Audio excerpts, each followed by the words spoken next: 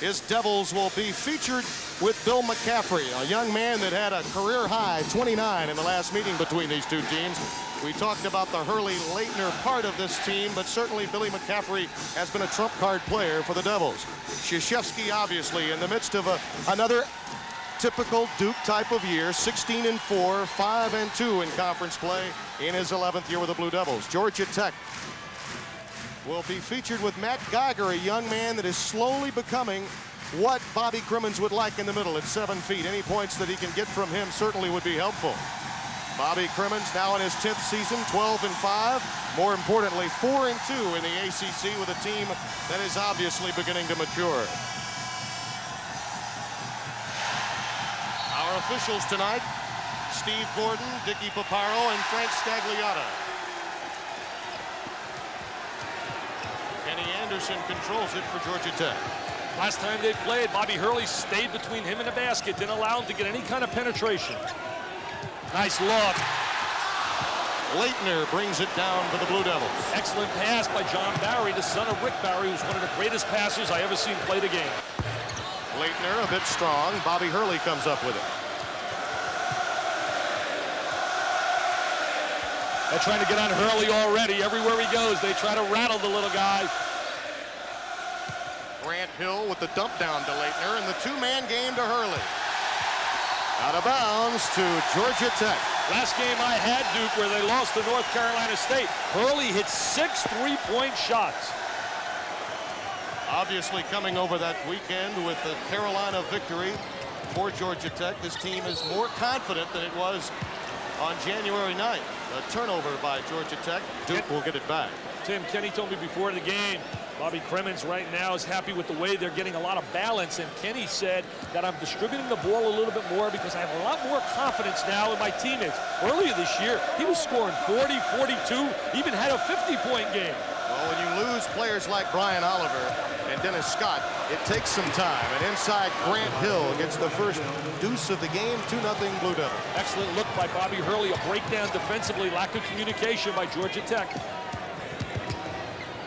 Anderson, another great feed to Mackey. Yes, and a foul. M&M, Malcolm Mackey. He's arrived this year. Should have made my all-Dale Carnegie team as one of the most improved players in America. There he is now. He's going to take the ball strong, right up to the rack. He told me, he said, I learned a lot from a guy by the name of Shaquille O'Neal. I watched Shaquille play, and Shaquille is going to the basket. He said, last year, I was fading away from the basket. Well, he got an excellent opportunity to watch Shaquille when they teamed together on the South team at the U.S. Olympic Festival. He actually didn't play in any games, Tim. He got hurt in the practice session. But he got to see him up worked close out. and personal.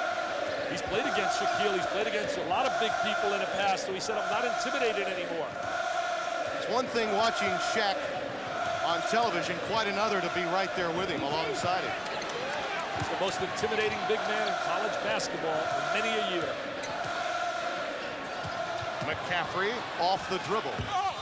Better as a standstill jumper. That time he forced it up, no foul. Duke was looking for one. Good defensive play by Hill. Had a shoulder injury in that first matchup, the blowout. Kenny looking to think. Right there, Bob Hurley didn't get a hand up. Leitner clears for the Blue Devils. Leitner has become a real solid rebounder. Bounce pass into Leitner, and Matt Geiger will get called for the block. The key player, I really believe, for Georgia Tech is this guy right here, the big guy, Matt Geiger. When he arrived from out of Auburn, they all felt he would be such a major impact player, but he has not played with aggressiveness. The last 3 games, he's showing signs, averaging 12 points a game and 10 rebounds a game. Think about it, though. When you go from playing for Sonny Smith to that man, Bobby Crimmins, it's a bit of a culture shock for Geiger. I mean, we're talking 2 completely different approaches to the game, and he's had to make an adjustment, as well as Crimmins having to adjust to what Geiger can bring to the team. I think the biggest adjustment is the fact that you don't play in competition for a year. Leitner again over Geiger. Grant Hill with the follow. Hill did not play in that first matchup. The blowout, had the broken nose, caught an elbow from his teammate Antonio Lang in practice. Not wearing the mask for the first time. He'd been wearing that nose protector in past games. Duke's coming off that blowout over Clemson. Beat him easily down in Clemson. Hill. Geiger's a good little shooter. Double up, bring it back out. Barry scoring 16 a game. Nice little two-man play. Geiger, that's been one of the problems with him. Some say he puts it on the floor a bit too much inside in post area. Well, he hesitated. Should have caught that basketball and immediately gone right up to the basket. Come out of Clearwater, Florida. Here's Hurley, a little general out there, a little leader. 3 minutes deep here at Alexander Memorial Coliseum, game 2 of ACC Big East Wednesday. Hurley for 3. Hurley thinking a little bit more, taking that shot from the perimeter. Grant Hill active, though, on the offensive glass. Well, he's velvet. He's silky smooth. He would be a great player for Mike Krzyzewski.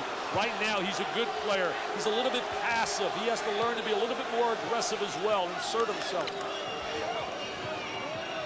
McCaffrey over Anderson. That's his forte. Shoot the 3, catch the ball, square the body, and look at the basket.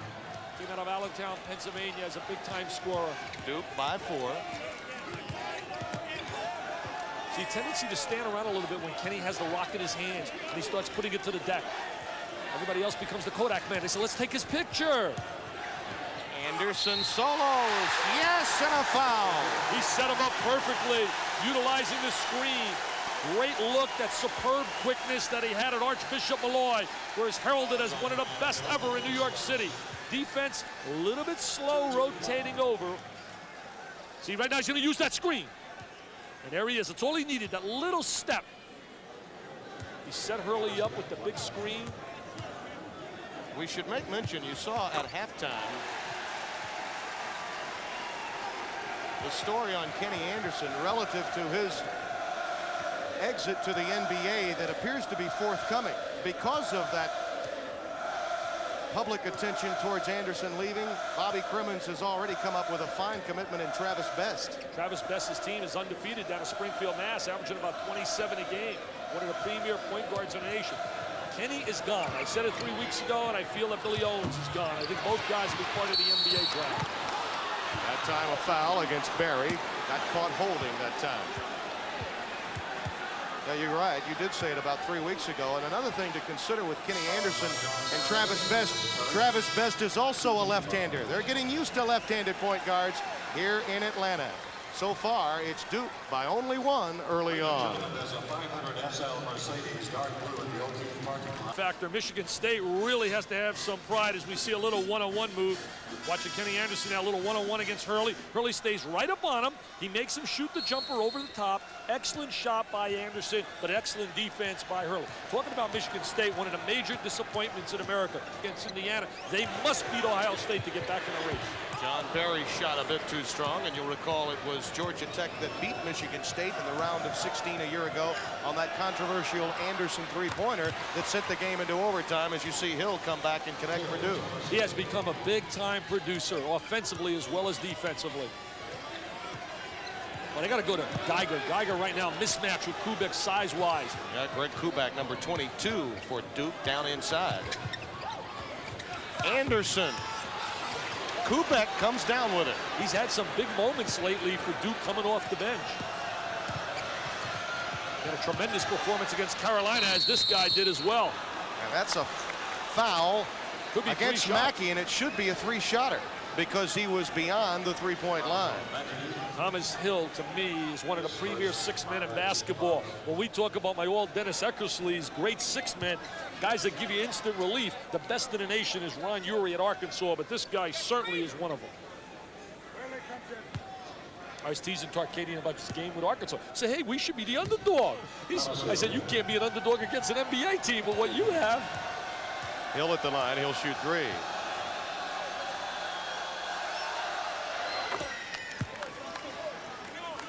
Well, he's coming off a tremendous freshman year and has just helped himself so much offensively this season. And he's just becoming another one of those Robert Brickey type of players on the defensive side, and yet he brings much more offensively to the table for Mike Krzyzewski's team, as you see Newbill come out of the game for Georgia Tech. Many people didn't believe that he was going to be a major factor when he was recruited. Everybody sung the praises of McCaffrey and Hurley, and he has steadily become such a solid player. He says, I like this 3 for 3. I used to hate this in the NBA when they had the 3 for 2. You see NBA guys there, some of them going 0 for 3. I can't believe it. Can't make free throws. I was teasing my buddy tonight, Larry Donald, the Basketball Times publisher and editor. He said, you can't shoot. He saw me shoot, though. He says, you know what? You're not bad. Hill has 8 in the game, and the lead is 6 for the Blue Devils. Hill's pass too strong for Barry. Not a good pass. Really thrown, as you said, a little bit too hard. Kremen says that's the kind of pass I threw when I played for Frank McGuire at South Carolina. How intense that man is. He is special, though. And his attitude about the game has really changed in the last year. So much has happened personally with Bobby Crimmins, losing his father at the beginning of last season, and then finally making it to the Final Four. Naismith Coach of the Year last year. Davis was looking inside, could find no one. Kubek has slumped from three-point range this year, though he has contributed off the bench recently, as Dick mentioned. Came into Duke as a long-range bomber. Hurley rejected by Geiger. Geiger says, get it out of here. Give the bounce pass. Anderson. Kenny should have had that score. He vented out a little bit too wide rather than taking the 45-degree angle to the basket. That's an empty trip, Dick, on a 3-on-1 break. Good pass also. Kenny just flared out a little bit too wide. Didn't get the good angle. Almost halfway done with the first half here at Alexander Memorial Coliseum. Thomas Hill. Hill really now knows he's an offensive threat, and he's not afraid to shoot the ball. He already has his average. He has 10 in the game. Playing with so much more confidence. Crawford Palmer popping outside, picks up the foul against Kenny Anderson. That's the term we like to utilize called hedging, where you step out and you close off the driving maneuver of the offensive player. Palmer does that well. In that situation here, he laid a body, he did foul, but he sent a message to Anderson. You're not getting around the screen that easily. Leitner, Grant Hill, and Billy McCaffrey have come back into the game, and you see the Devils now outscoring Tech 10-0 in the last 3:05. Anderson just slapped McCaffrey's hand away. He said, get it out of here. Get it away from me. Now they'll try to run Kenny Anderson off the point as the 2-guard. Geiger right over Kubek. The matchup you mentioned, that was a mismatch. Well, too much size inside, and he's got good offensive mobility, Geiger. He could be a heck of a player, Tim.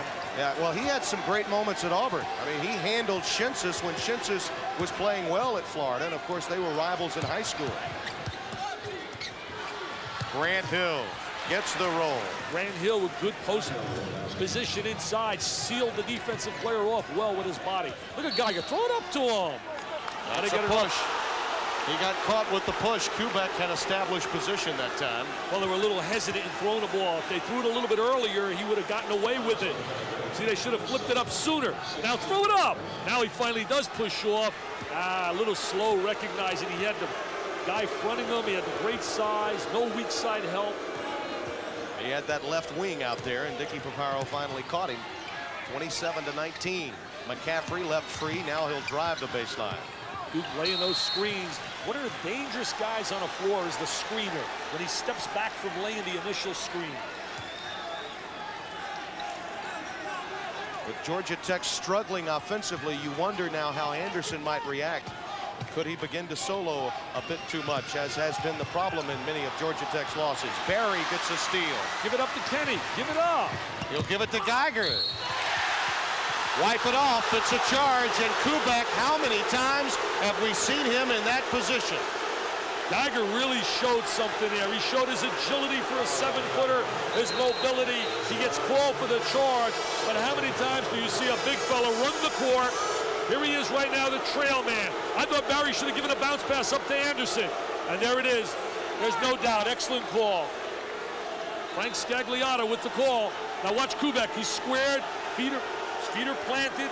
Got the chest right there. Good call. But an excellent move by Geiger running the court. Third foul.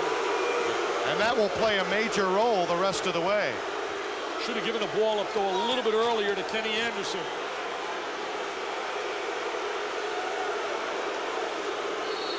Crowd doesn't like it. We got a Scagliotta on the game. We got a Paparo on the game. And a Gordino. I'm changing his name from Gordon to Gordino. Oh, look, Dick, he'll take right over. Now, there's been some debris thrown on the floor, and he wants all the players off of the court because of that very fact. The onus is now on Crimmins to take control of the crowd. Oh, and Bobby's upset, thinking Paparo's upstaging the situation a bit. You can't get a hand off him. He doesn't mean anything with a hand on him. He's got to be careful of a technical. Dick's not quick with the trigger, though. He will listen to a coach. Bobby's now going to grab the microphone. The onus is on Crimmins and Georgia Tech's bench, though, to control the crowd. We almost had the same scenario Monday in an Illinois-Iowa game when the crowd started throwing some stuff on the floor. He did get a technical. Yes, he did. Well, one, you got to get a technical to leave in the coach's box. Paparo has been an official that's always been a take-charge official, one of the better officials you'll find in the ACC. I think that Crimmins was a bit upset that Paparo was waving the players off as quickly as he did, because I think Bobby was ready to take the microphone, but he didn't get that chance. Any more throws or walk off the court, the game will be forfeit. I don't want to see any more stuff on the court. Thank you. See, he wanted to make that statement all along, and I think that's why he was so upset. I don't think you'll see anything thrown anymore. I really don't. Because the threat of Bobby's, I'll tell you one thing, he's not joking when he said, I will take him out of here. Yeah. 29-19. It's the largest lead of the game now for Duke. And it will go back over to Georgia Tech. You can't fault Paparo for trying to protect the players. You certainly can understand Crimmins' frustration. Dick Paparo is a take-charge official. Listen to this crowd, though.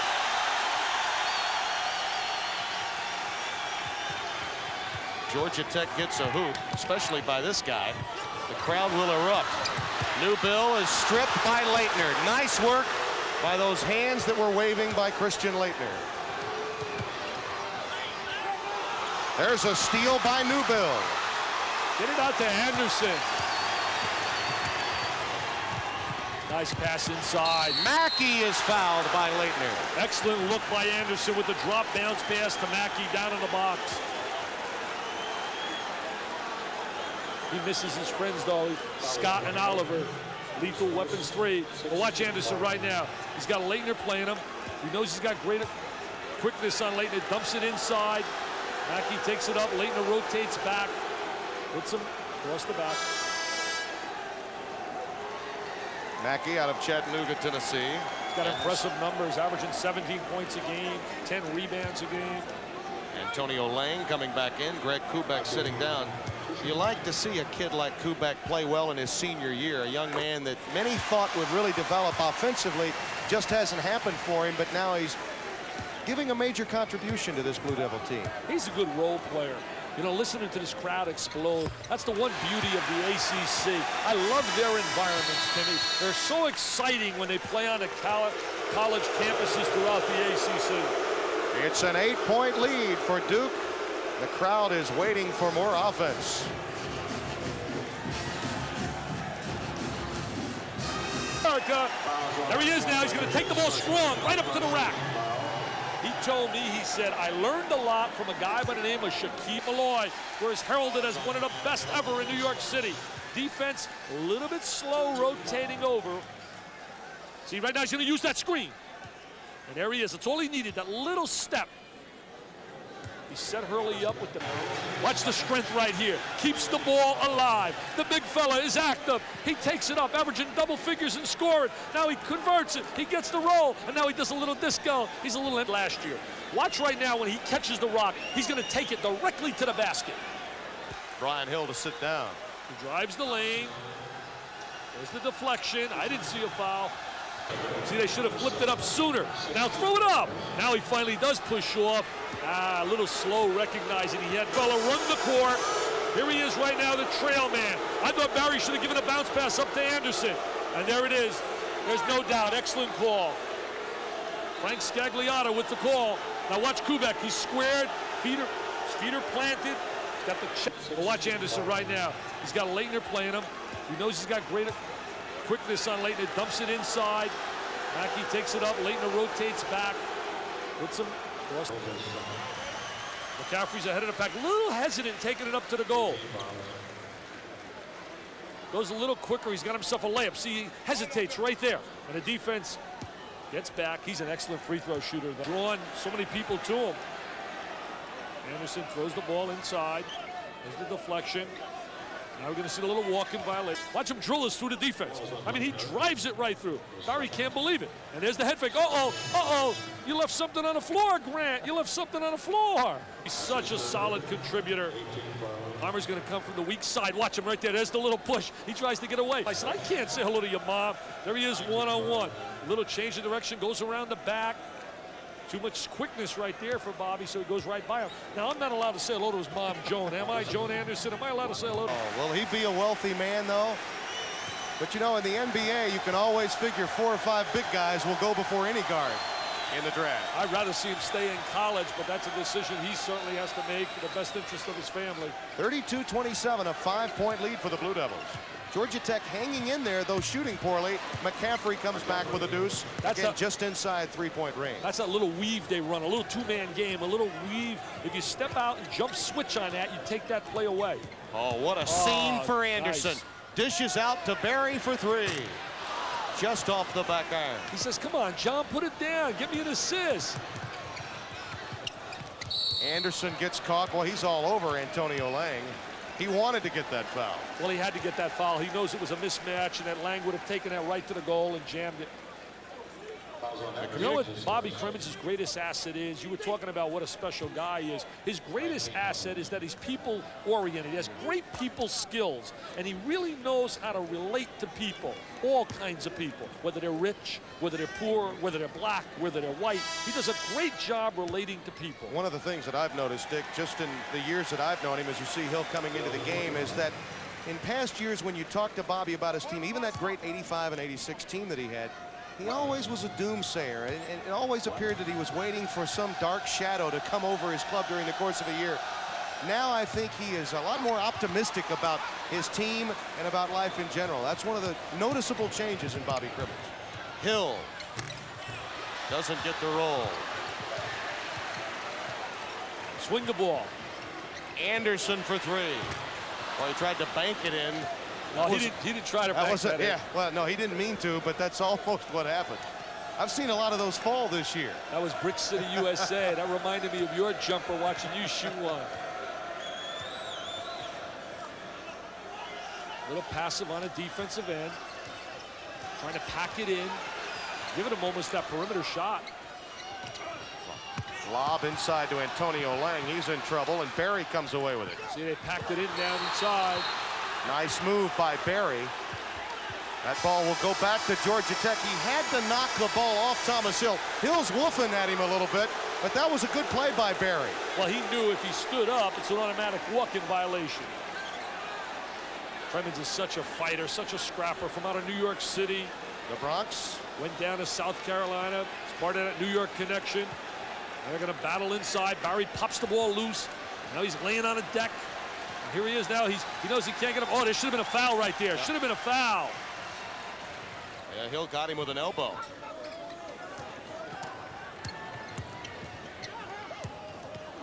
That bounce pass way too tight by Hill. Newbill on the floor with McCaffrey. Tie ball and the arrow to Georgia Tech. Or check that to Duke. Bobby Ross says, I like this. My Georgia Tech Rambler Wreck, #1 in the nation.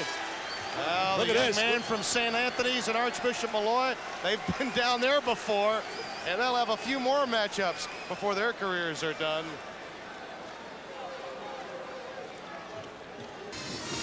All right, Chris, we look forward to your halftime show. Duke leading Georgia Tech by 7, 3:40 remaining. We commented on it going to break. These two guys, this is just great competition between two outstanding players. Well, they really love competing. Look at the two of them talking to each other. Look at Kenny saying, I'm going to invite you over to dinner, Bobby. I really like you. Come on, let's go to dinner. Began with a little woofing between the two, and then they shook hands before they went to the break. You see the matchup between the two. Anderson making up for that 25-point performance in a 41-point loss 3 weeks ago. Really can't judge Bobby Hurley, though, on his scoring. I mean, his job is to defend Kenny Anderson. It was one of the weakest 25 points that Kenny will ever score in his life, and he knows it, and he admitted it. Yep. He was very disappointed and very humiliated by the performance of not only himself, but his team. Anderson draws the foul.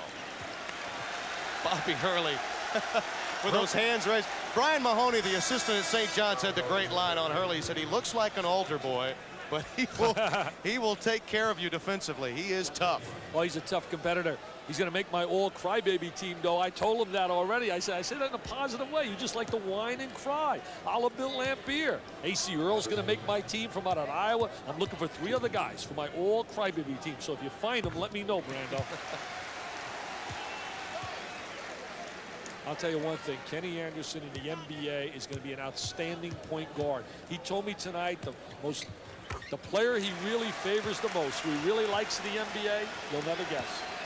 Kevin Johnson from out of Phoenix. Said, I love his style. And behind him, Isaiah Thomas. It's a strong statement for Kevin Johnson.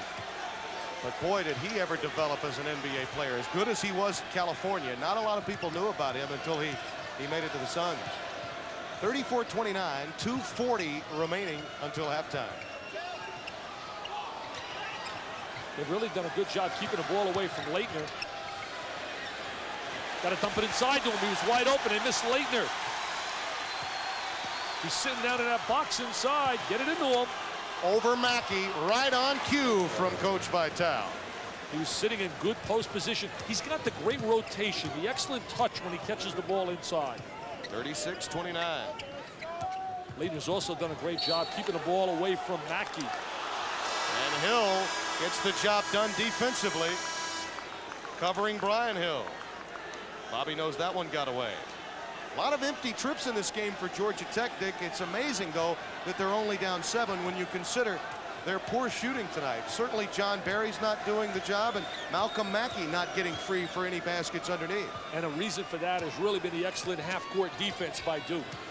But again, they're only down 7 at home with under 2 minutes to play until the intermission. Well, remember, they're down 16 on the road with North Carolina and come back and win.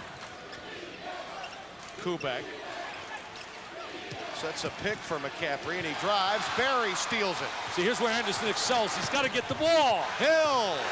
Barry says, no, Kenny, you got enough points. I'm going to my guy, Hill. Well, remember, everyone expected Anderson to get that last hoop in the Carolina game. He was doubled, and then Hill was able to put it on. Mackey. Yeah, Mackey, that's right. Three-point play. But Hill was running that break and got it to Mackey. Anderson tries for the steal. Hurley for 3. Wide open. He can't make one tonight. Davis, that's a push against Kenny Anderson. Brian Davis, the junior from Capitol Heights, Maryland, picks up the foul, and Georgia Tech will have it at the other end. Kenny Anderson anticipates well defensively, always looking for that steal. Here comes Barry's look. He's got Kenny on his left, and then he throws that little bowling pass right out to Hill. Good entry, good pass. I would have went to the sure guy.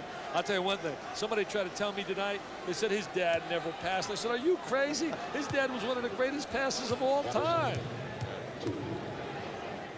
Anderson is shooting 2 because Duke has committed the 10-foul limit, the new rule instituted this year. Georgia Tech, should they commit 1 more foul, will have Duke at the line for 2 as well. A lot of big-time scribes out here tonight. Looking across, see Furman Disher, one of the outstanding writers. Mark Bradley, a creative writer. Larry Donald. I picked my all-scribe team. Charlie Pierce will make it. What an article he did on Shaquille O'Neal. What an in-depth story in the National.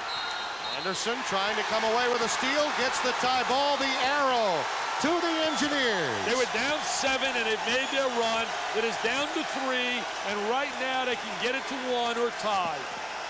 And they've done it without an offensive production down low and without John Barry hitting from outside.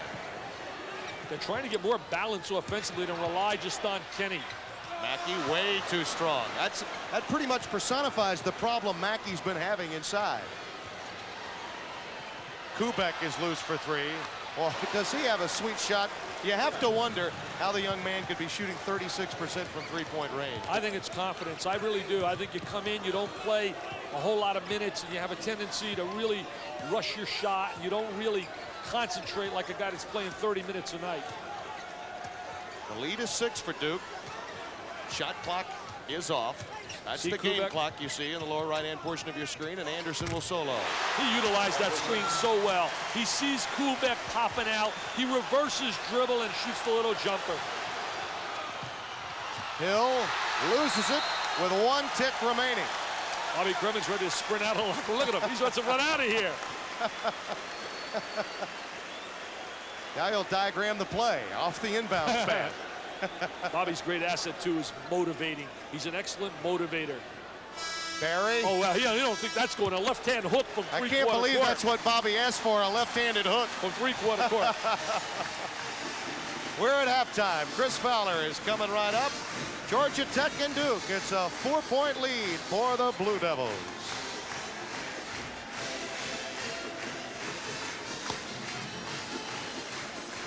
St. John's drops them into a tie with Syracuse for first place. The Hoya is just a half game back, and 7 teams are within 2 games of first place. 10 and 6 might win the conference this year.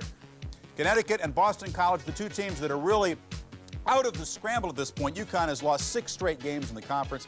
At 3 and 6, they desperately need a couple of wins to get back in this if they would like to get an NCAA tournament berth. To free throws and free throw opportunities, Georgia Tech would be in deep trouble from 3-point range. Duke is 30%, but they're launching more shots, and they've been more effective, and they've been closer many times. Points off turnovers also a big factor for Duke in the ball game. Georgia Tech has had a tendency to turn it over. Georgia Tech has really hung the game by getting the ball inside a little bit more, and the driving ability of Kenny Anderson to go to the free throw line. 14 for 16 from the free throw line has really kept them within striking distance. The Blue Devils more balanced, as you might expect, with McCaffrey, Hill, and Grant Hill with 8 points, and you see Crawford Palmer really the only one with 3 fouls, and he's a complimentary player. Kenny Anderson with 15 carrying this club. Mackey only shooting the ball 3 times from the floor. He'll have to get more shots, as Dick alluded here in the second half. Christian Leitner's got to get more shots as well.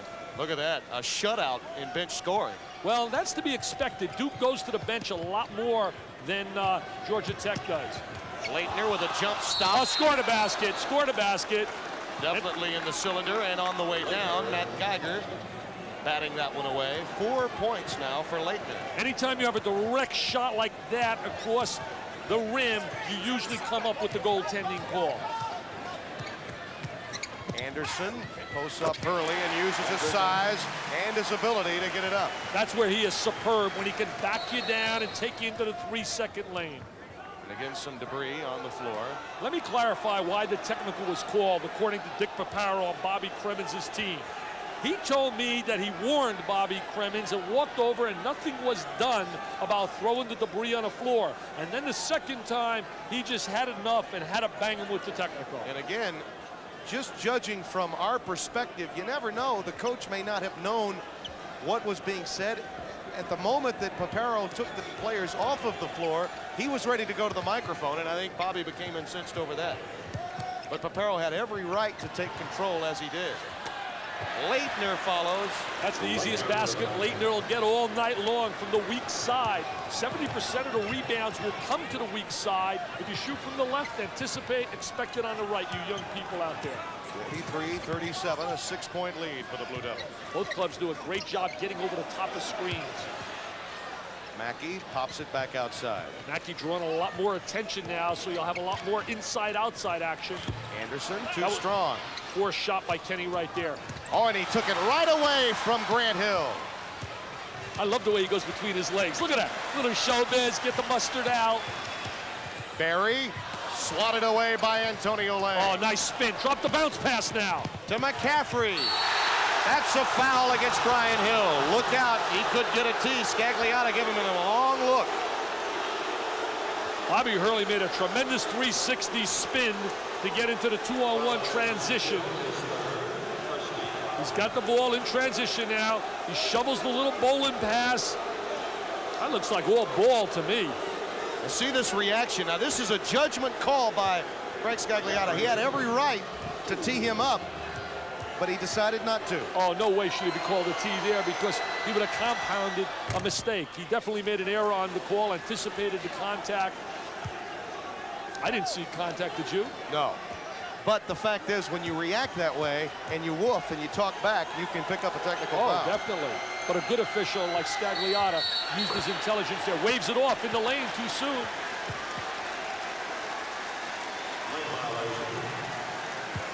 Can't get in the lane until the shooter releases the ball. 44-37, the lead back to 7 for Duke. Just underway second half. Anderson, great dump down to Hill. The foul inside against Leitner.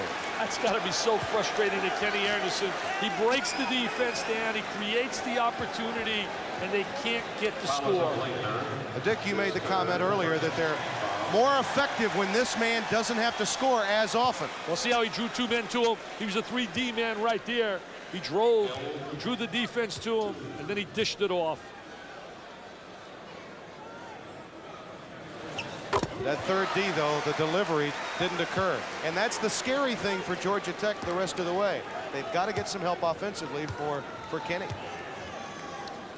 Hill played at the same high school as Tommy Amica, the assistant coach for Duke, who was an outstanding point guard. His definition was point guard. He was a true point guard. He passed the ball, played defense. Amica now an assistant to Mike Krzyzewski. 44-39. Played at H.T. Woodson High School out in Virginia.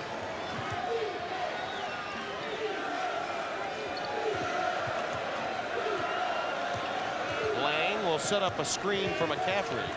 A dump down to Hill. Hurley is open. He'll take the three-point try.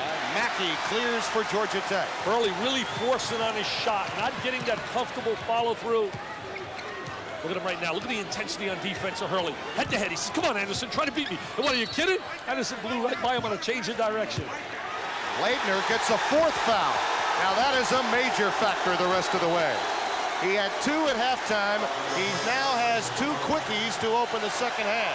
Especially when you look at the size factor. They have to bring Palmer in the game now for Leitner, and they really lose a lot of scoring. There's the change of direction. Now goes around the back to change direction. Takes the ball up into the lane, dumps it off.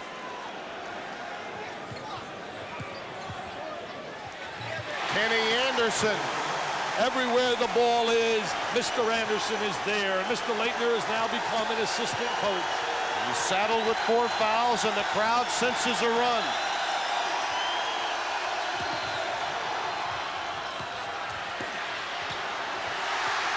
Here comes a run. Anderson, excellent rebounder for a little guard. Nice look. Mackey! What a great look. Anderson to Mackey, and they love it at the Thriller Dome. They say he's awesome. Now they rotate into the zone, the 1-2-2 matchup. Evans does his Tiny Tim routine on the sideline, getting him into the defense. Grant Hill silences the crowd using the glass. He had 8 quick points in the first half. He's got to look to shoot a little more, especially with Leitner out of the game. Anderson forces one. Hurley comes away with it. Bobby. He's got a trail man. Hill solo. Had a trail man. Should have kicked it back to the trailer. McCaffrey fouled by Malcolm Mackey on the follow. Not a good decision right there by Hurley. Such a small margin for error. One of the great items about Mike Krzyzewski, always handling the talent. He has a system, but he always changes that system because of talent year in and year out. Look at the change of direction between the legs. Loves it. And there's the great look. He makes that pass off the dribble as well as anybody I've ever seen. Magic does that exceptionally well in the NBA. Early shot off the front iron. Kubek keeps it alive with Palmer.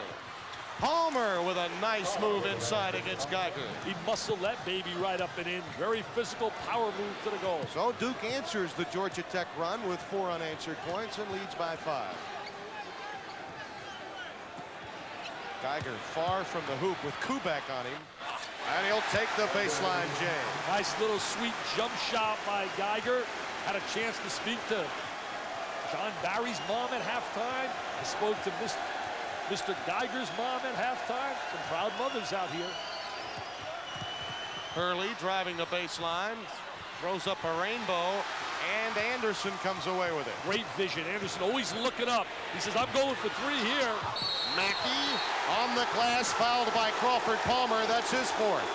So again, that small margin for error for Mike Krzyzewski. Now Palmer, an inside player, a banger. He has 4. Leitner, he has 4 in the game.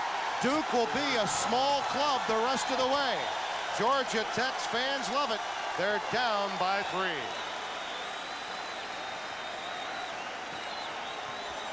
Oklahoma really struggling, Chris Fowler. Thank you. Duke leading by 3, and Mike Krzyzewski has Palmer on the floor with 4 fouls. Right now, Georgia Tech has got to take the ball inside to their big people. They got to go to Mackey and Geiger. Anderson with a steal. Too quick here. Too quick here. He says, no, Palmer, you can't catch me in this race. And if he does catch him, he can't challenge. He's playing with 4 fouls. Kenny Anderson really anticipating stepping in the passing lane. Thomas Hill. He answers right back, hanging in the air. Very acrobatic player, good hang time. Right now in their half-court game, they got to go down inside to Mackey, right at Palmer. They can't waste any time. They got to jump right inside. There they do. They go right inside. Mackey's shot won't fall, and Geiger drops it through. Mr. Geiger with the jam, and his mom, Kate Geiger, jumps out of her seat. So that's my guy. 50-49, the Blue Devils by 1. That was a heady play, though, by Georgia Tech, recognizing the situation, going to their big people. Kubek for 3. Ryan Hill with the outlet to Anderson. He missed Barry, had Barry. He'll take it. Too short. Hurley being dogged by Hill. Excellent defense right here by Hill. He's got to get a hand off him, but he beat him to a spot. DBT, you drive him, you beat him, and you turn him. And when you turn him, you usually get help. Kubek left free for 3. Again, too strong off the back iron. Anderson comes away with it. Now Barry will get a chance for 3. Mackey on the baseline. Geiger again becoming a force. Yes, and a foul. That's what they need. Aggressive play out of Matt Geiger. A key player. A guy that can take them to another level. If the 7-footer can contribute in a positive way, like it was anticipated when he transferred here, Georgia Tech now becomes a really good basketball team. There's Mackey with the little jumper. Here comes Geiger. He says, who said I'm not tough? Who says I'm not aggressive? I'm taking that baby right to the goal. In defensive, Matt, many here in Atlanta and at Georgia Tech expected a bit too much too soon from Geiger, and he's been ailed a bit. He had ankle problems, had a bout with bronchitis, missed a couple of games, key games. The one at North Carolina State, certainly he would have been a great help to them in Raleigh at Reynolds. But they did not have him. They've got him tonight, and they also have a 1-point lead. North Carolina State, certainly a different team at home. They're unbeaten at home. For Gianni Monroe on the road, it's been a disastrous performance. Virginia really handled them last night in Charlottesville. Also got beat by Gary Williams, who I think is doing one heck of a job with limited personnel in Maryland. Oh, good swing by... Yep, Brian Hill gets a foul. That's a reach in against Thomas Hill, and that's his 4th. Oklahoma gets beat tonight by Iowa State and Johnny Orr, but I'll tell you one thing, he's done a heck of a job this year at Oklahoma because he's had limited personnel. I'll tell you the team that really today Jerry Tarkanian was talking about, saying watch out.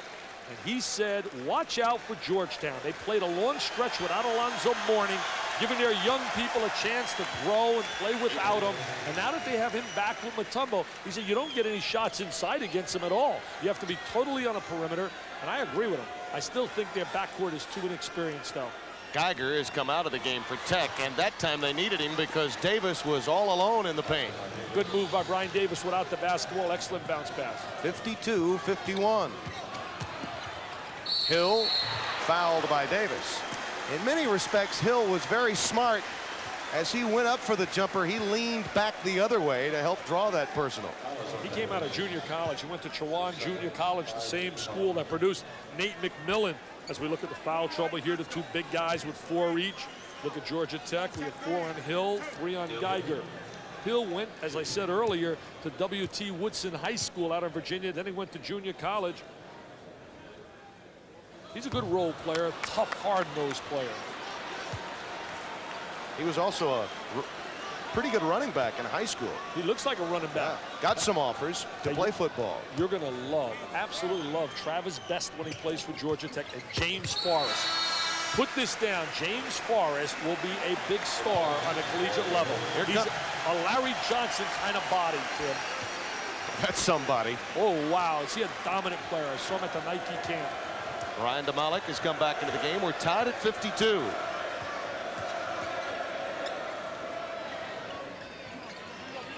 They're allowing him to swing the ball side to side. Usually good things happen. Thomas Hill too strong. Anderson with the long rebound. Again, he'll take Hurley baseline and beat him. Is he explosive? Is that quickness? You put him in a 24-second clock in the NBA in the open court game. Is he going to be outstanding?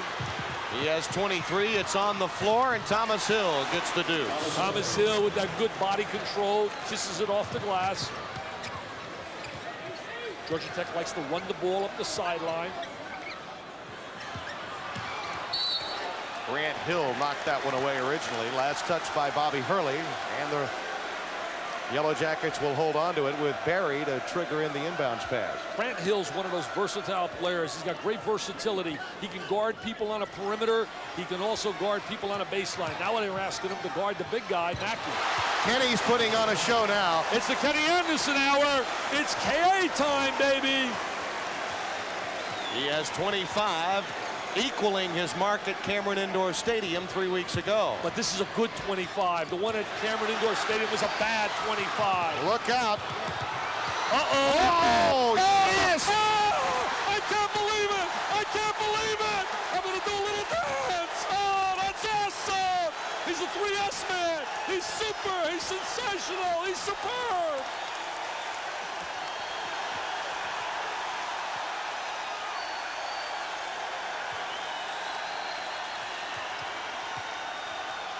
Thomas Hill again comes through. Count the hoop. What a big basket by Thomas Hill. Just when momentum was the way with the Ramblin' Wreck, he comes up in that isolation and scores. He has become such an outstanding offensive player. Now you take a look at this. I mean, Isaiah Thomas is jumping out of his seat right now. 3 changes direction between his legs. Hurley says, what do I got to do? I can't believe this guy. This is impossible. He says, Dad, I know you're a great coach. Please help me out. What can I do to stop him? What a move. Have you ever seen a move like that? None any better. I mean, none any better. I can see the Magic Man now jumping up watching, saying, I can't believe it. Oh. It'd be very difficult for anyone to say there's a part of this game he'd need to develop for the remaining 2 years at Georgia Tech. DeMalik finds Barry. Nice play by DeMalik. Excellent bounce pass to the wide open Barry. Ryan DeMalik with a fine dish. Well, those assists, they're catchy when you've got Kenny Anderson on your team. Duke now strictly a perimeter basketball team with Leitner out of the game. Don't have a lot of scoring on the inside. Davis forces one up. He took steps. He's not a true post player. Right now, Mike trying to make the most out of a real tough situation. Mike will lobby with the officials. He needs help inside with Leitner on the pine. One a moment ago. Here's Kenny Anderson with a baseline maneuver with a change of direction. Great change of direction. He takes Hurley to the middle, then he front changes and goes down and makes the. Now take a look at this one right here. One change around the a little shake, rattle and roll, a little shake and bake. I mean, that's just like on the streets in New York City. He says, no, Hurley, no way tonight in my living room floor. This is my baby. You could have been singing back up for Bill Haley in the comments. 60-56, the Tech lead is 4. But again, Krzyzewski making a move with Antonio Lang in the game. He does not have any interior play now with Leitner in foul difficulty. And you see what he's done right here. First time Mike Krzyzewski has done this to protect his players. He's gone to the zone defensively. He's gone to a 2-3 zone. Duke, as we all know, 95% man-to-man defense. But it shows another side of Mike Krzyzewski, the ability to adjust. Yeah, there are coaches that run systems, and the systems usually come through, get them a number of wins. But then again, there are coaches that utilize a system but understand they have to make a change. That's why he's one of the premier coaches in the 90s. I know his mentor right now at home would be going bananas. He said, Mike, you're zoning. There's the block shot by Mackey. They don't have any inside game. Right now, the size of Georgia Tech is such an asset along that baseline. See here, no shot. Look at a great job by Mackey not to leave his feet. Antonio Lang is a player to watch. Now, he can get started offensively. Highly sought after freshman. In fact, Bobby Crimmins wanted him. Dale Brown thought he had him before he decided to head to Krzyzewskiville. I sat in Dale Brown's office one day when he had Lang there for a visit. Grant Hill comes through. Grant Hill's got to start going to the basket a little bit more and shoot the ball a little bit more often. He's got his touch tonight. So they're in that 2-3 zone, just trying to buy time until they can get Leitner on the floor. I think he's trying to keep this close until they get Leitner on the floor with about 6 minutes to go in the game. In a sense, shorten the game. Shorten the game. Very good analysis, Mr. Brando. You just knew that you can do both. I'm going to leave right now. I just react to you, Dick. Nice move inside by Newbill, and Grant Hill slapped it away. Newbill's got to attack the glass. He's a physical player. He's got to give him a little bit more offense as well. Boy, Danny Nee. Well, what a team he's got. And Memphis State coming from behind now to take this one into overtime against East Tennessee State. Larry Finch has got that team battling back, and Danny Nee's team's been consistent all year long. Winning on the road in the Big 8 is not easy, and they have done it this year. That's an over and back. The Blue Devils will have it.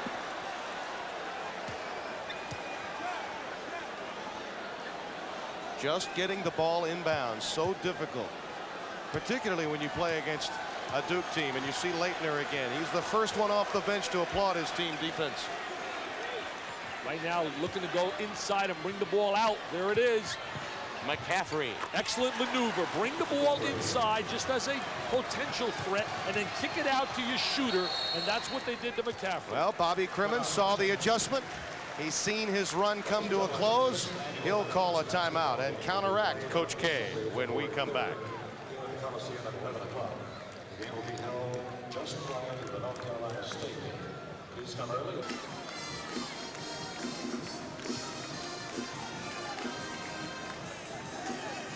Storyline Atlanta, Duke in difficulty. Christian Leitner and Crawford Palmer both with 4 fouls. Georgia Tech with Kenny Anderson lighting it up, and 3 players right now coming up with 47 of their 60 points. Outside of Kenny Anderson, it really has been difficult. Bobby Crimmins, for his team in a practice 2 days ago, went one-on-one with a team trainer. And he said he had some difficulty. He won it, though, 15 baskets to 12. But the team was really giving him some trouble. He's a competitive guy. Don't play tennis against Bobby Crimmins. I know he's an outstanding tennis player. And he said, Dick, the game was so bad, the first game I was looking at tapes, you were talking about my tennis game. That's how bad it was. We're tied at 60. Duke in that zone defensively. They changed a little look at that zone. Simply playing an area of the floor, trying to match up. Barry. The iron was kind. Oh, it was really kind to him that time. John Barry gets the jumper. 4-3, and Barry keeps launching. He has a dozen in the game, and he was really not planning any of his three-pointers in the first half. Anderson comes down with it. Does he rebound for a little guy? He really has it. Outstanding. Well, I've never seen a guy change direction the way he can change direction between his legs and around the back or the front change. He has 3 methods of changing direction with the basketball. Anderson. Good work defensively by Grant Hill. 2-on-2 right here. Let's see what they get. Hurley. Hurley takes it right to the goal, gets the score. They interfere with the ball. Strong drive by Bob Hurley. He was telling me how proud he was of his brother yesterday at 27, playing on a team that's number 2 in the nation. So look at Mr. Intensity now, Mike Krzyzewski, former West Point cadet, former coach at West Point. Leitner back on the floor. We have a stoppage of play again because debris is on the floor. Mike Krzyzewski pointing it out. And some perspiration down at the other end of the floor in the paint area. That's why we're having a halt in play.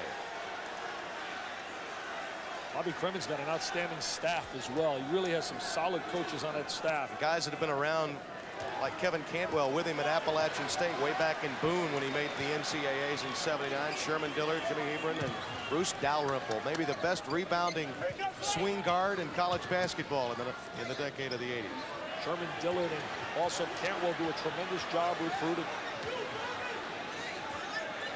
Patience right now in offense. Each possession now becomes real big going through the last 7 minutes of the game. With Leitner back in the game, they still are trying to protect him defensively. Newbill Gets pushed, he pushes. He pushed off on Leitner. Yes, he pushed off. Dick Paparo right there on the baseline.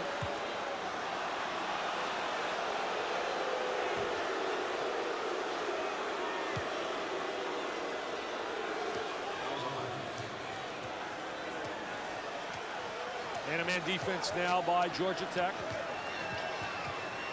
Leitner with the screen to set up that shot for Grant Hill, and Brian Davis lost it out of bounds, and there'll be an overrule here. Dicky Paparo will overrule that call. Paparo communicates with Gordon, and they get the right call, and that's the important factor. Get it right. He doesn't like the call. Mike Krzyzewski doesn't like the overrule. 63-62, Tech by 1, and the game now, the pace of the game changing, becoming more of a half-court grinder the rest of the way. Well, basically the game changes and becomes more of a slow tempo game because of the presence of the zone defensively. The zone has a way of dictating tempo. Will look a bit more like the Georgetown-St. John's game you saw the first half of Big East ACC Wednesday. Carnesecca always shortens the game. Anderson. When you can play, you can zone, you can play diamond in 1, triangle in 2. The great ones always respond. Crimmins exhorting the crowd. He's becoming a cheerleader. He wants this crowd to carry him down the stretch.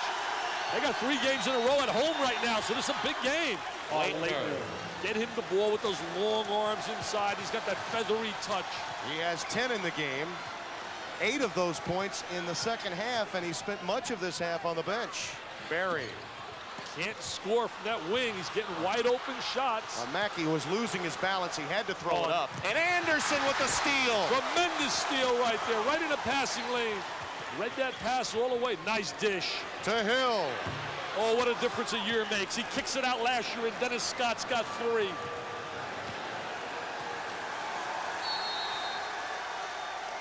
Again, an official's timeout because more perspiration on the floor. Every time a player hits the deck, and many of them have, we'll have to have the ball boys come out and wipe up the court a bit. Don't forget meeting Hawaii. That's after Sports Center. Reggie Slater, you want to see that wide body. He can really play at Wyoming.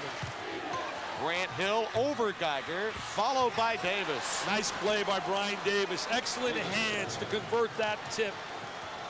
That play reminded one of Robert Brickey, didn't it? An acrobatic follow. Brickey was a tremendous jumper. They're staying in that 2-3 zone. Geiger looking for the foul from Leitner, but he got it from Davis on the backside. If he didn't get in foul trouble today, I really believe Geiger would have a big game. Now remember, he got 3 very quickly and was forced to sit down. And again, the Duke bench, which has been helpful, will have to come through with a great deal more the rest of the way. Best way to describe the Duke program is simple: class. The barometer by which all academic institutions should be gauged at the student-athlete level. Well, the other great thing about the Duke situation, they have their priorities in order in that the basketball facility belongs to the students. They get the choice seats down on the floor, and it's just bedlam. I really believe, I've said it time and time again, and you have to be there to feel it, Tim. It's the best environment in terms of pregame and everything else in America. One of the real reasons that Bobby Crimmins has gotten this game and other games back in the Thriller Dome was to create a similar environment. They got an excellent environment here. They're really loud. Geiger picks up the foul as Grant Hill challenged him inside, and Matt Geiger picks up his 4th. He shows his multi-dimensional ability. They go to an isolation. They put the rock in the hands of the freshman. They show a lot of confidence and faith. They say, come on, Grant, go one-on-one and take him to the goal. And he does, and he comes up to the free throw line.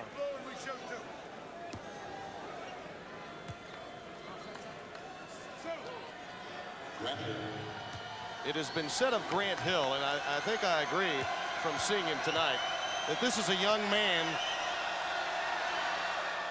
in a man's body.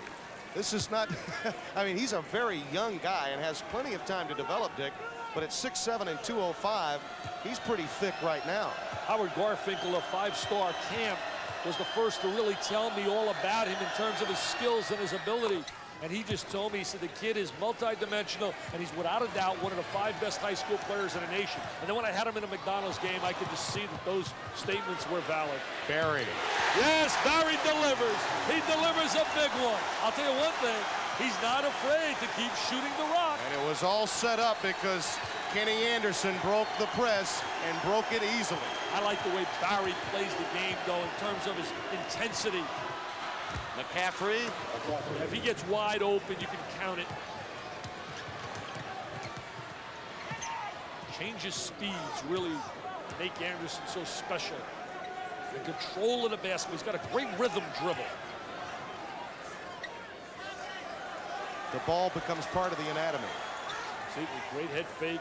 Such confidence. So cocky with the ball. He's Muhammad Ali when he's got the ball in his hands. He says, I'm the champ.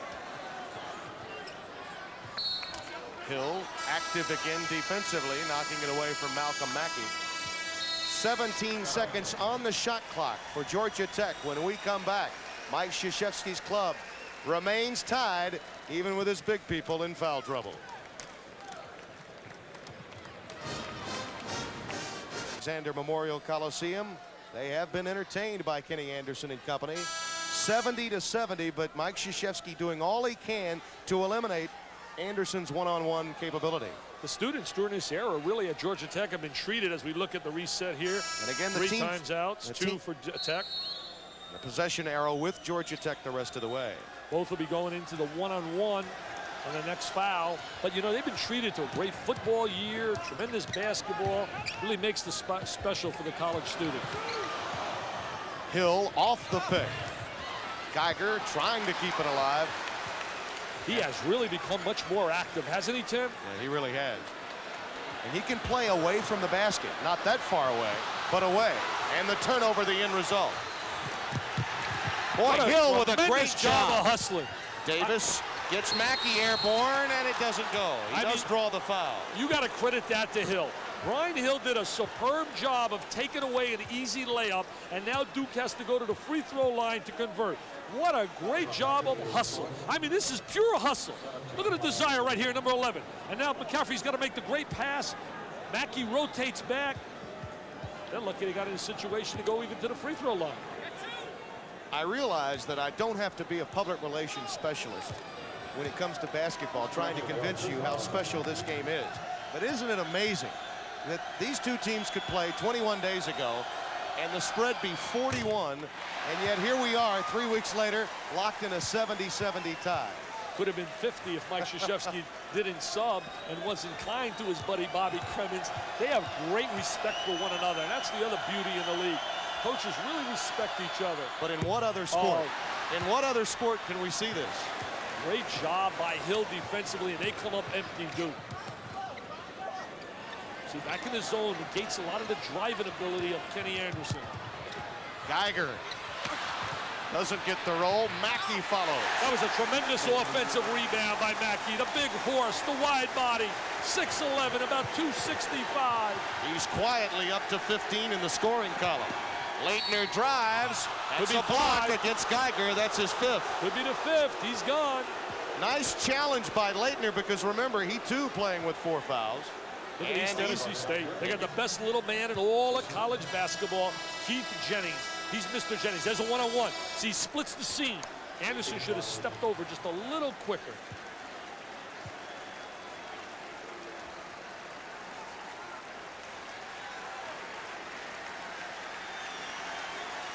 $10 points, but you really can't measure his play tonight just with that stat alone. I mean, he really was a factor on both ends. The last 3 games, he's averaged 12 points a game, but better than that, 10 rebounds a game. He's not a Windex man yet. I mean, he's not wiping the glass yet, but he's become much better.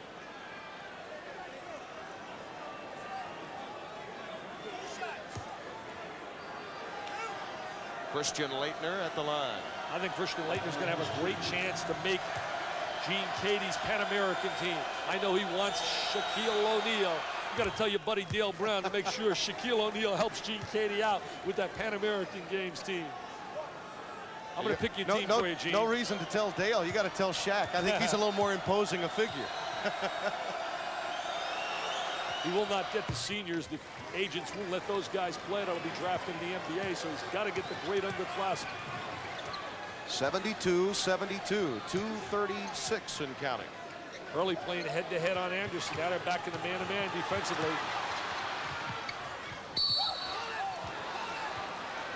Davis slapped it away. Not the options you really want to have the ball there in that situation. You got 2:29 on the clock in a tie game. Every possession becomes big, and you have Hill and Newbill handling the ball in a two-man situation. Got to know your options, know your strength. That's one of the things that Mike Krzyzewski's mentor really does well. When you look at Indiana down the stretch, Calvert Chaney and Eric Anderson will shoot the ball. Brian Davis picked up his fourth. He sits down. McCaffrey comes back in. That gives another shooter to Duke on the offensive end as Ivano Newbill toes the line. Boy, free throws, you got to have them at this juncture. They've been shooting 71% as a team in the ACC, shooting only 68% for the year. Leitner wants the ball down in the box. He drop steps real well, uses the single reverse pivot. They got the angle to Leitner. Nice pass. There he is. Great option. They don't come up with the score, but a great option. You go to your best perimeter shooter. Georgia Tech gets it back, and very quickly, Brian Davis checks back in to play defense for Coach K.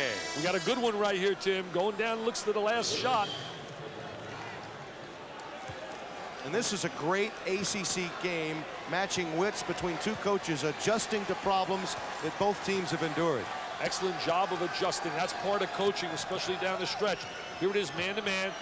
Make sure he's stationary on that screen. Can't lay that illegal screen. Leitner clears for Duke. Duke right now, basically's got to think about, number one, getting the ball to Leitner inside. We're tied at 72. Both teams with 2 timeouts remaining with 1:41 left in the ACC.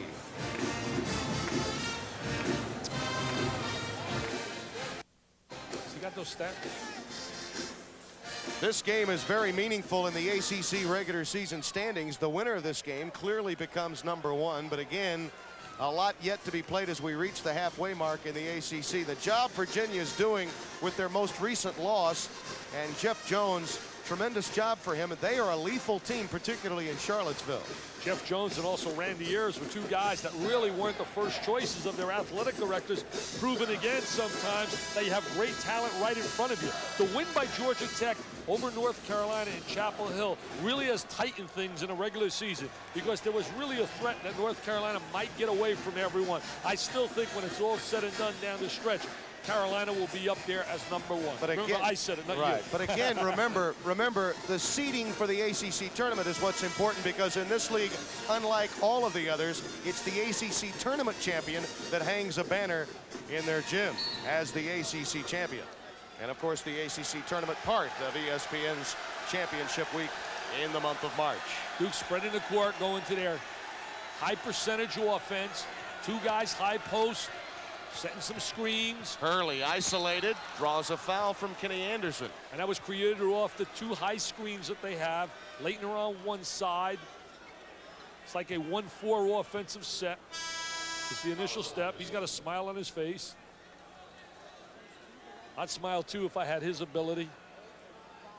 And you see again Davis coming in, McCaffrey checking out. Offensive, defensive substitutions by Krzyzewski the rest of the way. We mentioned the staff of Georgia Tech. Pete Gaudette has meant so much to Mike Krzyzewski, along with Tommy Amaker, and probably the nicest looking assistant coach, Jay Billis. Jay Billis looks like he belongs in the movies as we're looking right there at Kubek and McCaffrey. You mentioned Pete Gaudette. He coached for 7 months in Kuwait. Also, Peter Gaudette hired, ready for this, Randy Ayers was a member of his staff at West Point.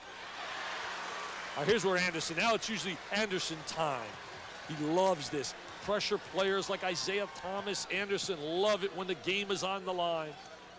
Now Hurley's going to try to deny him the ball, keep the ball away from him. He's going to try to deny it, but he can't. They're going to isolate. Sort of a 1-4 set this time, and Anderson will find a seam.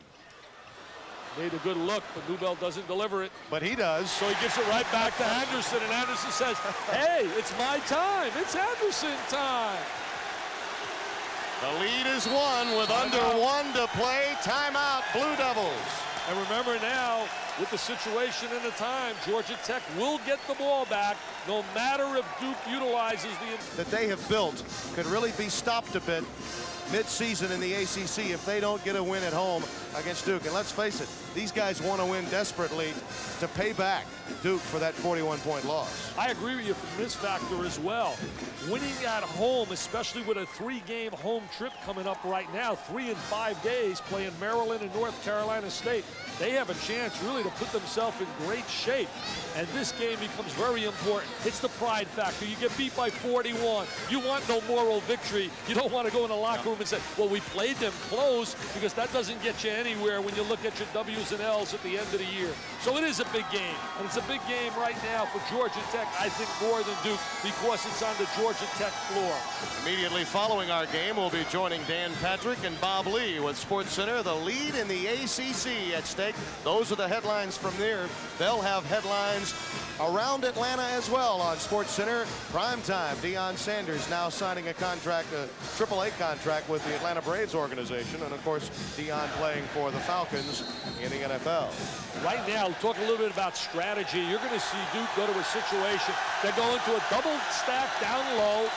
I think they got to go to Leitner as their guy eventually, using some clock and get the ball to Leitner.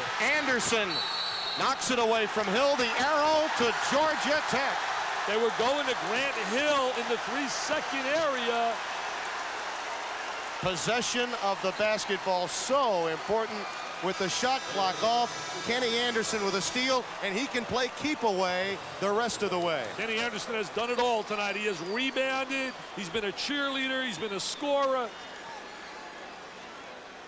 Who said great offensive players can't play defense? He showed you right there what he can do on the defensive end as well. Kenny, you are special. He anticipates exceptionally well defensively. He doesn't play what I call solid individual team defense, but he plays tremendous defense off the ball. Always anticipated. Larry Bird does a great job off the ball defensively. His 8 steals tonight represent yet another record for Kenny Anderson. That's a career record at Georgia Tech. Talk about steals. What about Eric Murdoch? You talk about a guard that has really raised his stock. Murdoch's on another level. We want to say congratulations to Eric for breaking the NCAA record last night for most steals in a career. Oh, he is your Windex Player of the Week as well. So right after he gets some publicity, he comes through and breaks another record in Providence. Right now, some strategy, Tim, as we look at the situation. We have 41 seconds on the clock. We have right now, the ball is in the hands of Georgia Tech. Do they take it to the last second?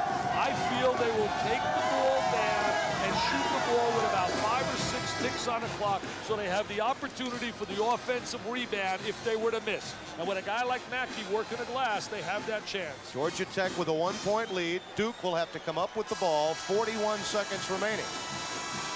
Right now, the guy that'll have the ball most likely will be Anderson. But remember this, in the game against North Carolina on the big play, with the defenses concentrating so much on Anderson, Mackey was the guy that delivered the big 3-point play inside. Remember, it's so important just to trigger the inbounds pass. Duke can deny the ball very well. They almost did exactly that. Bobby Hurley picked up the foul. They called a foul on Hurley, but not a good look by John Barry on that baseline, throwing the ball right under the basket of Duke. Also, not a good job by Georgia Tech in utilizing the screen to help to get somebody free. See, they're too stationary. And right now, he's staring. He anticipated. He reached over the back. Hurley can't believe it. Says, no, no, no. They telegraphed that pass. There was no screen. See, no screen to get Anderson free. He's icing he's all over. He's mugging him. I mean, he's giving him a New York Times mugging right there. Don't cry on that. Come on, Bobby, stop crying. It is 1-1 in the bonus right now for Georgia Tech. Maybe that was a Jersey City mugging instead of a New York Times mugging. All right, right now he's going to go to the free throw line. The one positive here for Mike Krzyzewski, even if he scores, they get the chance with the ball. He smiles. Well, he used all of the iron there. He loves this. He absolutely loves it. Mike doesn't love it seeing him at the free throw line. You know, Mike coached him during the World Championship games. He said, what a great kid to coach. In the Goodwill games, silver and a bronze for those two teams. Pretty good night right there. Oh, now see, here's where Duke can take it to the last shot. The last shot, either win or it goes to OT. Don't give Georgia Tech a chance to get the ball. And the Duke motion produces a nice shot for Hill, rejected by Newbill. The follow is good and a foul. What a play by Thomas Hill. Personally, I thought they shot the ball a little too soon. Tim, I don't know your feelings, but I think in a tie ball game, it was a high percentage shot, but he misses. Georgia Tech has a chance to win the game. Here goes Hill inside. He takes it up at Newbill. Newbill rejects it, but Hill says, no, I'm going back up the second time. Mackey comes over and he can't get it, and Hill gets the score. I'm kind of surprised they shot the ball that soon. It does give Georgia Tech another chance with plenty of time. 27 seconds left on the clock, and Thomas Hill 5 of 6 at the stripe tonight.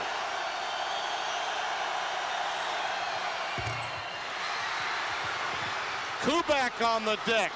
What a big rebound by Greg Kubek. Great rebound. I lost count of that score for a minute, Timmy. It was my error. They were not tied at that situation. Now we got a tie. Now he's got to take it down to the overtime. But you were not incorrect in your analogy that they could have used more of the clock, but they have the ball right back. But they had to go for that high shot. See, now they got a chance to win it right here. Great play, great execution, great play. The Blue Devils come away with it. Great play, taking it right down to the final shot. Excellent play, tremendous entry to the box. Remember the play by Kubek off the missed shot. What an excellent rebound that was, and boy, did it pay dividends. My one eye must have really messed me up, Timmy, on that score. Now I understand why they went for that quick score to tie the game. But right here, great coaching by Krzyzewski and execution by his players to use the full shot clock. They're taking it right down to the last second where they either win it or it goes to OT. Great play right here, and what a finalizer, what a delivery by Hill, who has become a star. Thomas Hill, a sophomore of influence out of Lancaster, Texas. He is a happy guy, and the Blue Devils steal one, Dick. What a great finish. Tremendous job by Mike Krzyzewski down the stretch, getting this big win on the road. For Dick Vitale, Tim Brando saying so long.